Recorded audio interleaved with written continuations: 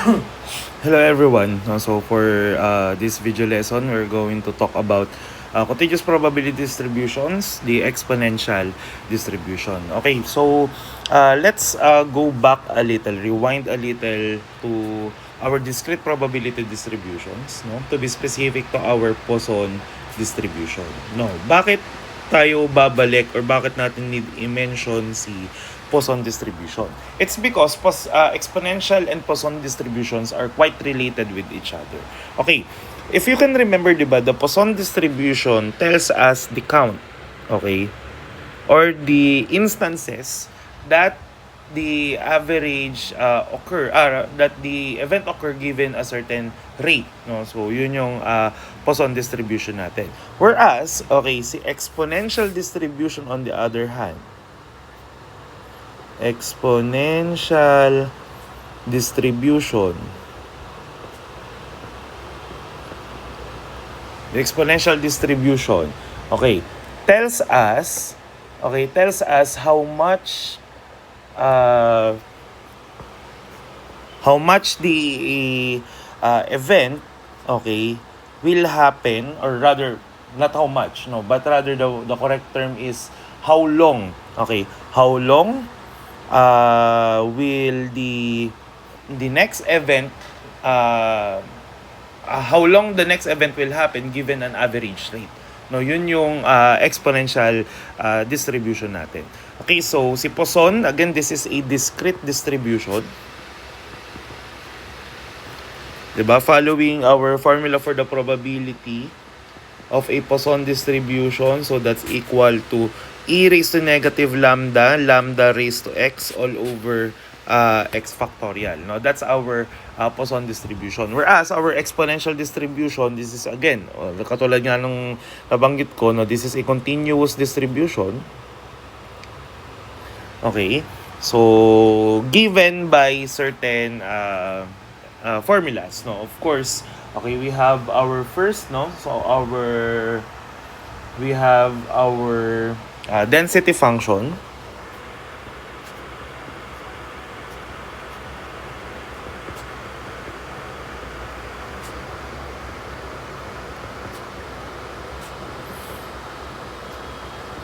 This is given by the formula f of x.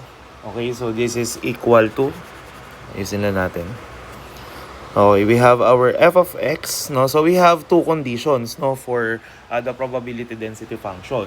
The probability density function is equal to lambda e raised to negative lambda x, where x is greater than 0. Oops. Ayan. Okay, so and this is 0 when x is less than or equal to 0. Okay, yun yung density function natin, no? Whereas, okay, our probability mass function,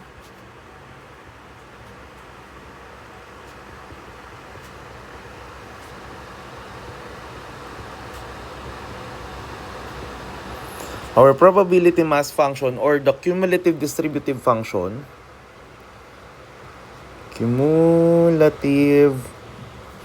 ayusin natin yung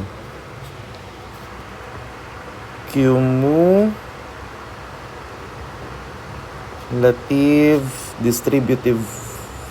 distribution function pala, sorry. Distribution function, or the CDF, okay? So this is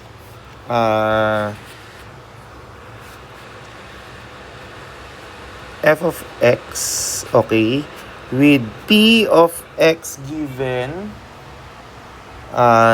less than or equal to x. Okay, so this is equal to the integral, okay, from 0 to x, no, or let's make it general, no.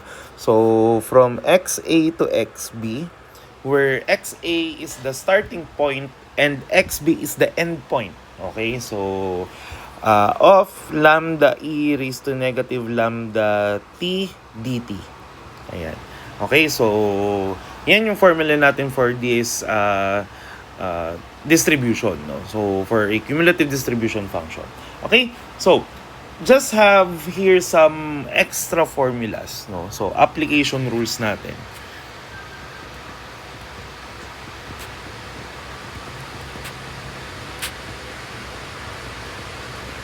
Ayan.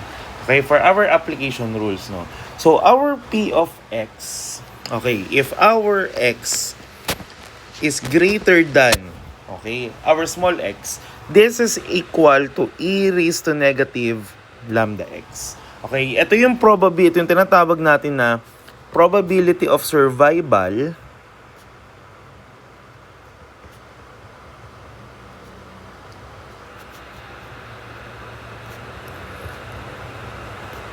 ayan. Okay, or waiting time longer or waiting longer, no? So yung above, no, kapag above yung waiting time natin, ano, longer than x. Waiting time longer than x, no? Yan yung formula na gagamitin natin. This can still be derived from our cumulative distribution function, pero we need to apply complement kasi, no? So, and if we have two events, okay, so say we have XA, okay, between X is between XA and XB, okay, so this is equal to e raised to lambda 1, lambda x1, negative lambda x1, okay, minus e raised to negative lambda x2. No, yan yung pwede nating gamitin na formula, okay, in solving our problems. Now, sige, let's try to solve some. No? So, we have here a structural component has a failure rate of lambda is equal to 0.01 failures per year. What's the probability that the component fails within the first 5 years? No? So, how are we going to solve this? No? So, first, of course, let's identify our lambda since that's the important part. Okay, so our lambda is 0.01. No? So, per year. Nalagay natin dito. Per year. Ayan. Failures. Okay. So, since ang tinatanong is in years naman, no? So, wala na tayong conversion na need gawin. Since our time reference is in years na as per indicated in the problem. No? So, let's compute, no? So, we have here the probability. Okay, for x within, no? So, meaning less than. Okay, so less than or equal to 5 years. Okay, so this is equal to the integral, okay, of from 0 to 5, okay, kasi within first 5 years, of lambda 0.01 e raised to negative lambda, okay, x dx. So we just change t with x para magamit natin ng maayos sa integral natin, no? So let's pick up our calculators, okay? So we have here, ito na-solve ko na siya actually. No, so pero isulat natin na maayos, no? So we have here our integral, okay, of I forgot the 0.01 e raised to negative 0.01 x, not y, x, okay, dx. Okay? So this is from 0 going 5 since within 5 years, no? So we have here our answer 0.0487,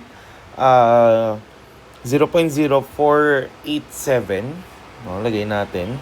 So that is 0.0487,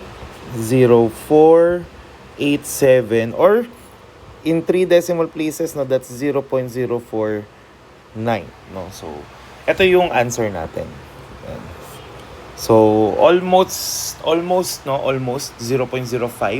Okay, yung probability natin, which is quite low naman, no, for failure analysis, no, kung yun yung target na tong problem. Okay, so we have on ABC Highway, cars pass a checkpoint at a rate of 30 cars per hour. Find the probability that the time between two successive cars is more than 3 minutes. How many cars passes the checkpoint? Every 30 minutes on average, no? So, yeah. Okay, so we have here our rate, no? So, that is our lambda. Okay, so sabi, no, 30 cars per hour. No, so, per 1 hour. Okay. Unlike the first problem na diretso natin pinaplug si lambda, no, this second problem states that the probability to be found, okay, is in minutes, no, yung time between two successive cars is more than 3 minutes, no. So we need to convert our lambda in minutes, no. So for every 1 hour we have 60 minutes. Ayan.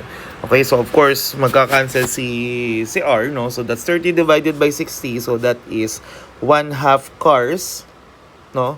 Per minute. Or 0.5, no? So, cars per minute daw yung rate natin. Okay, sige, game, no? So, let's solve this one, no? So, for this problem, since ang tinatanong is more than 3 minutes, if we're going to use yung ating cumulative distributive function, no? Oh, sorry, mali pala yung spelling ko ng cumulative dito. Ayan. No, so, we have, ayusin ko lang. Ayan. Okay, so we have here, for our cumulative distribution function, hindi natin siya pwedeng ilagay agad. No? Bakit? No, kasi the distribution function is designed, okay? Is designed to have the movement from start to finish. Now, from zero to be specific. Kaya actually kanina, yung nailagay ko dito, I'm not sure if napansin ninyo. No, this is 0. No, sige, palitan lang nga natin. Ayan. So, we have, oops. Ayaw mo bura. Ayun. So, this is X. Sorry, this should be A and B. Ayan. Okay, so, this is designed to be solved, rather, this is designed to solve problems from 0 going to a certain amount of time. But since our problem indicates above, no, more than 3 minutes, no, so, this, the problem does not start at 0. Parang ganon. So, hindi natin pwede gamitin agad si probability distribution. No. Instead, no, what are we going to use? No, we can use this probability of survival or waiting longer than X. Okay? So, for our formula. Or if you want to use our cumulative distribution function, okay, the probability for X, okay, since more than 3 minutes, more than 3 minutes ang hinahanap, so we should use 1 minus the integral. Okay, from 0 to 3, okay, of lambda, so that is 0.5 e raised to negative 0.5 x dx. Okay, so yan yung gagamitin natin since ang tinatanong is more than. Naintindihan po? Okay, so sige, let's solve, no? So we have here our integral, no? So ayan. Okay, so again, ano? So we have 0.5, okay, e. Ayan. Okay, raised to negative 0.5 x, okay, dx. Okay, with start from 0 to 3, pero we need to include sa pinakauna, no? We need to include, ayan. Okay, so 1 minus, 'di ba? Para dun sa compensation natin dun sa term na more than, no? So, ayan. So we have here 0.023, no? So 0.231. Gawin natin dito. So we have the answer is 0.2231 or roughly this is 0.223. Ayan. This is the average. This is the probability rather. Okay, so then, no, for our average, no, for our average, we need to go back pala to Poson, no. I just remember, no. So, for the average amount of so we have here, let's say in 1 year. Okay, so this is our rate. Okay, so we have, since let's say, ang gusto nating mahanap dito is the ang pinapahanap natin dito kanina is yung sa mean 1 over lambda. Okay, this is the mean waiting time, the average waiting time para mangyari yung event. No, so in this case, mali lang yung ko, no. So kumbaga, we given this 0.01 failures per year, this is equal to 100 nga, no, but this is not failures, no. This is 100 years. okay, for the first failure to happen. Sorry about the confusion, no? So, kindly correct na lang. Okay, so 100 years yung waiting time. Okay, yung waiting time, lagyan natin dito.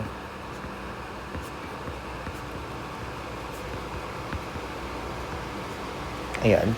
Okay, for the failure to happen. So kumbaga parang instead of failures per year, this will become years per failure. Yun, naalala ko na.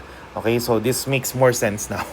No, so 100 years pa daw bago mangyari yung first failure, no. So on average, no, on average. Dito kasi ang tinatanong is how many cars passes. Hindi naman tinatanong kung what's the average time, no, for every car, no, to pass through, no. So instead, no, for this problem, we are going to go back to Poisson distribution. No, which in Poisson distribution, the formula for the average count, diba, is also the mean. Tama? No, we just multiply this, or rewrite ko na naman. No, so you just have to multiply this with the time reference. No, so now we have here 30 cars, no, or sorry, 0.5 cars per minute. Since ang tinatanong is in 30 minutes, no, ilan daw yung average na dumadaan. Ayan. Okay, so we have 1/2 times 30, that is 15 cars. Ito yung sagot. Okay? Kung cars, average cars yung tinatanong, no? Kasi yun yung question dito. Pero it's, let's say, what's the average time, okay, for each cars to, for the average interval, yung pala yung tamang term. What's the average interval, okay, for each car, okay, as they pass through the checkpoint. Yun yung gagamitan natin ng 1 over lambda. Yun, naalala ko na. No, so let's say we want to compute in minutes, no, on average. So that is 1 over 0.5. So roughly we have 2 minutes per car. Okay, per 2 minutes interval per 2 cars, parang ganun, no, for interval of cars. Okay, if in hours naman, so that's 1 over 30. Okay, tama ba ako? Yeah, because lambda is 30, no, for 1 hour. So this is roughly around, sige, tignan natin. 1/3 is 0.333. So we have 0.03. Tama ba ako? Tama ba ako ng ano? Tama ba ako ng analysis? So that's 1 over 30. Yeah, 0.033 nga. No, ayan. Okay? Hours, since this is based on our on our interval, no, per car, no, yung interval niya. Okay? So that's how we compute, okay, exponential distribution. So again, apologies for the confusion, no. Please correct na lang yung mga erroneous information earlier, no. So thank you very much. Okay, next discussion we'll talk about uniform distribution. Okay, till then, see you on the next lesson.